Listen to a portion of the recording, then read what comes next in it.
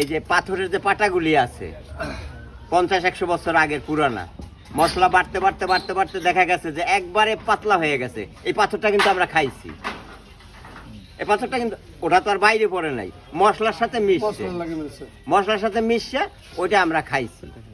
তাহলে আল্লাহ পাক মানুষ হজম শক্তি কতটা দিছে যে পাথর খেয়ে সে হজম করে ফেলায়, যে কোনো ক্ষতি করে নেই তাতে। এই যে মিলে মশলা ভাঙ্গেন, কয়দিন পর পরে পাথরটারে জ্বালাই করা লাগে, কারণ ওই পাথরটা ভাঙতে ভাঙতে ঘষায় ঘষায় ঘষায় ওই মশলার লাগে জায়গা আমরা খাইতেছি অটোমেটিক। প্রত্যেকটা জিনিসই এইরকম। এই যে চামিচ দেওয়া চা বানাইতে আছে না, এই চামিচটা দেখবেন কিছুদিন পরে আসছে চামেচের মাথা নাই, কাপের ঘষায় ঘষায় ওটা কিন্তু নকের ব্যাপারটা কত,